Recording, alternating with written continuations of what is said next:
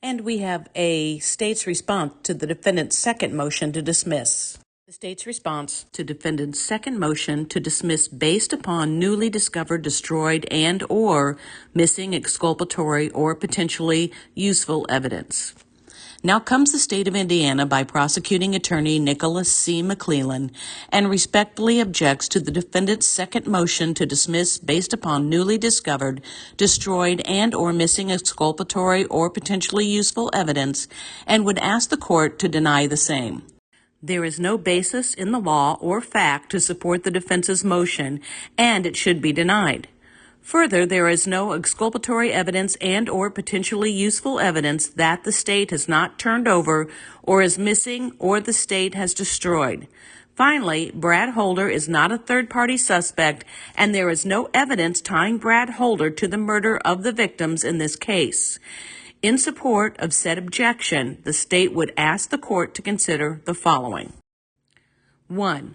That the law is clear. A dismissal of charges due to the state destroying or losing evidence is only permitted when the evidence is materially exculpatory or when the evidence is deemed potentially useful to the defense and the destruction of the evidence was done in bad faith.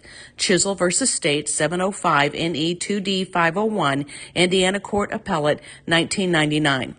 Number 2, the defense has not alleged any example of missing or lost evidence that is materially exculpatory or potentially useful to the case against Richard Allen, nor has the defense cited any example of the state acting in bad faith in destroying any kind of potentially useful evidence. 3. The exculpatory evidence is defined as evidence that tends to establish a criminal's defendant's innocence. State v. Durrett, 923 NE 2D 449, Indiana Court Appellate, 1999. Evidence is exculpatory if it clears or tends to clear the defendant from alleged fault or guilt. Brown v. State 222 NE 3D 362, Indiana Court Appellate, 2023.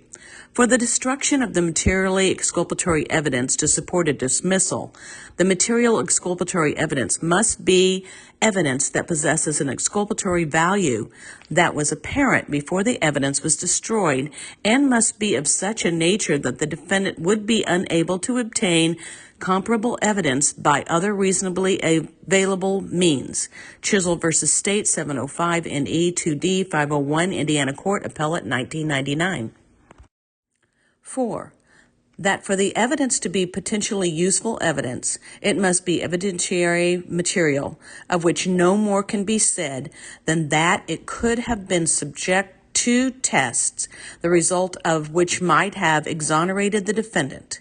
Wade v. State 718 NE 2D 1162, Indiana Court Appellate, 1999.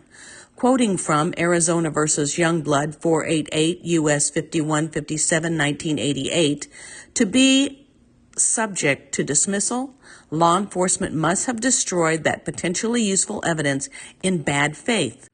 Bad faith is defined as failing to preserve evidence pursuant to a conscious doing of wrong because of a dishonest purpose or moral obliquity. Terry v. State 857 NE 2D 396, Indiana Court Appellate, 2006. 5. The defense identify 3 items of evidence that they allege were destroyed or missing which support a dismissal, including Brad Holder's phone extraction, all evidence of Brad Holder's second interview with law enforcement, and a mimicked crime scene image found on Brad Holder's social media. They claim that these things are exculpatory or potentially useful and were destroyed by law enforcement in bad faith.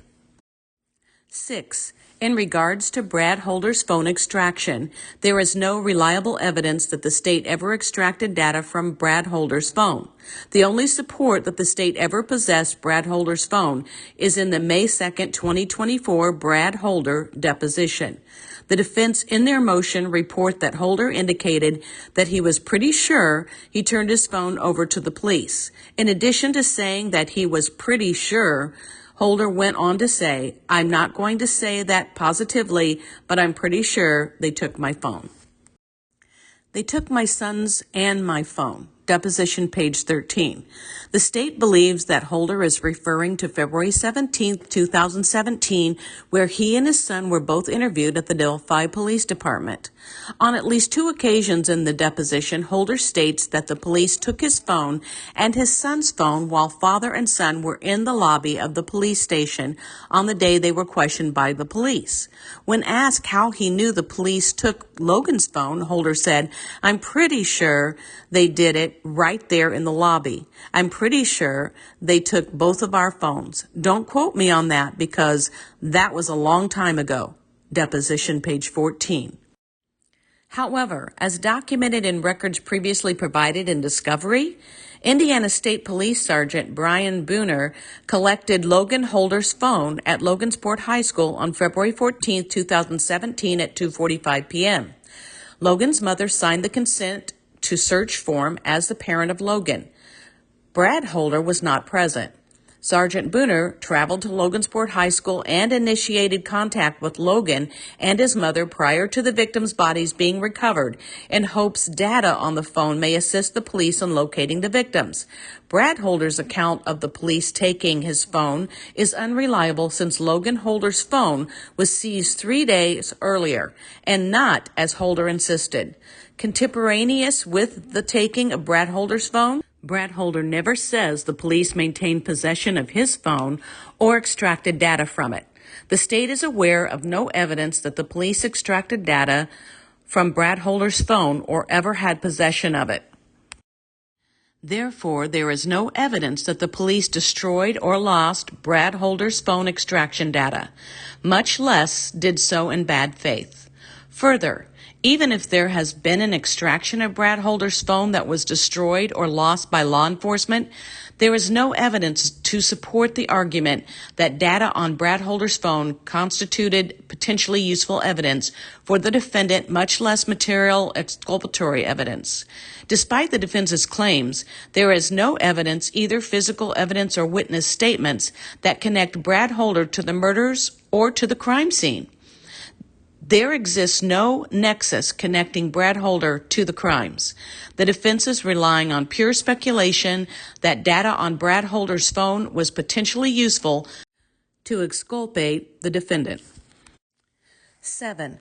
In regards to a second interview of Brad Holder done by law enforcement, in his deposition, Brad Holder stated that sometime, he believed maybe a year or 2 after his interview, he was interviewed at the Logansport Police Department by 2 Indiana State police officers, a man and a woman.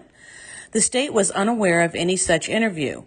In the weeks following the deposition, the state has made efforts to determine if an interview of Brad Holder occurred at the Logansport Police Department.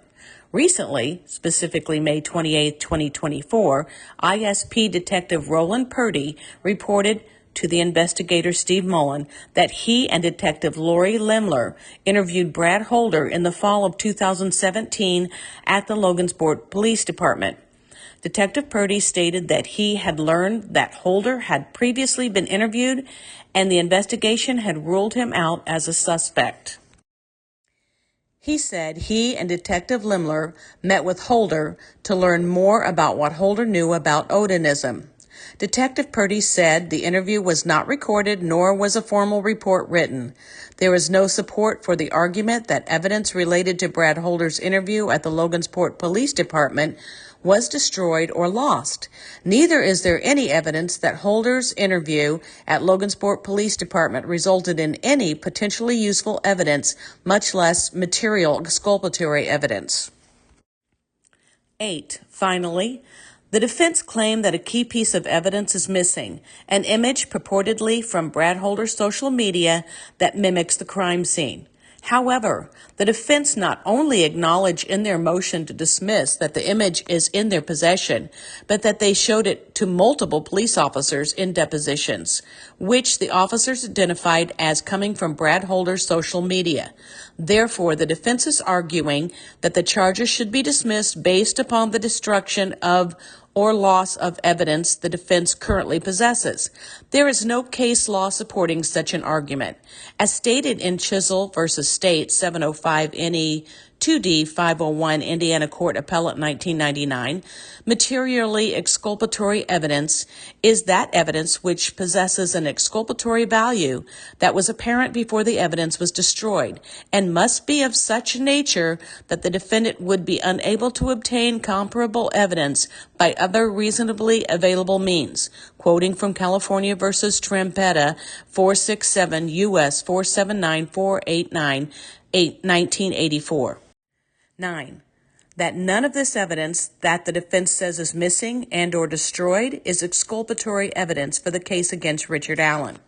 Brad Holder is not a third-party suspect. There is no evidence that ties him to the murder of the victims in this case. The evidence ties Richard Allen to the murder of the victims in this case. 10. The state did not destroy or lose evidence purposely in bad faith. The motion to dismiss is replete with unfounded allegations and distorted and misrepresented facts. The defense make allegations that are not true and are not supported by any evidence whatsoever. The state's responses to those false allegations are as follows. A. That the fact that Brad Holder gave different answers to how many times he met Abby Williams does not somehow make items A through H exculpatory. B. That there is no evidence to support that the rune on Brad Holder's hand mimics the sticks found on Abby.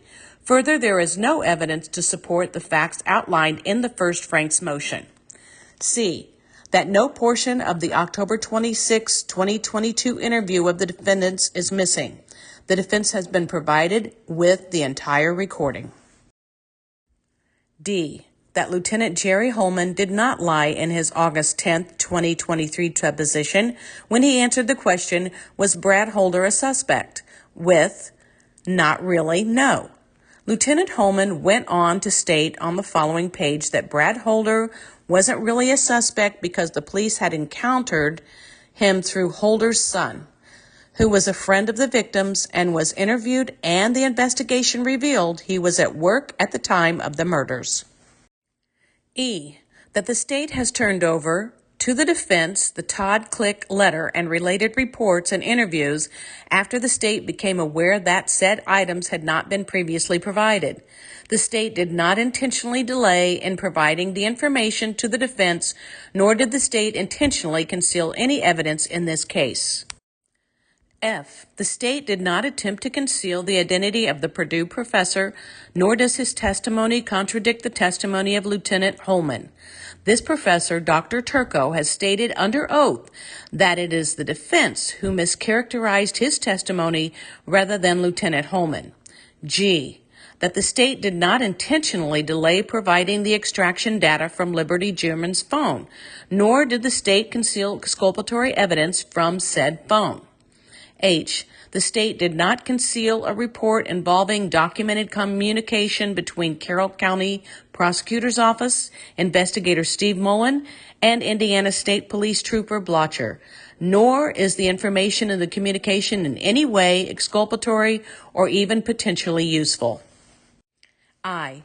That the defense's conclusion that 6.5 years after a complex criminal investigation began, officers had different recollections of what other officers believed during the investigation is somehow proof of a conspiracy to conceal officers' actual beliefs is very strange. The state does not know how that would ever be exculpatory or even potentially useful in the prosecution of Richard Allen for murder. J. That the Department of Natural Resources officer Dan Doolin testified that he prepared a written report of his interview of the defendant but could not locate any evidence that he had recorded his interview of the defendant and therefore believes he did not record it. However, he testified that he prepared his written report very soon after his interview and would have had no reason to destroy the recording. K. That the image that the defense believes is mimicked crime scene images is not missing. The defense is in possession of the image. L. That Brad Holder is a key third-party suspect is false. Again, there is no evidence tying Brad Holder to the crime. The defense cannot meet its burden to even allege that he is a third-party suspect. Wherefore, the state objects to the defendant's motion to dismiss for destruction of exculpatory evidence and would ask the court to deny the same. Respectfully submitted, Nicholas C. McClellan, attorney, number 28300-08, prosecuting attorney. And now you're up to date on the state's response to missing information concerning Brad Holder as a suspect. We'll see you next time on Deb's True Crime Notebook. Give us a thumbs up. Subscribe to the channel, hit that bell for all notifications, leave us a comment, and let us know what you think of this response by the state and what you think the defense will come back with. And also share this in your groups with friends, and we'll see you next time.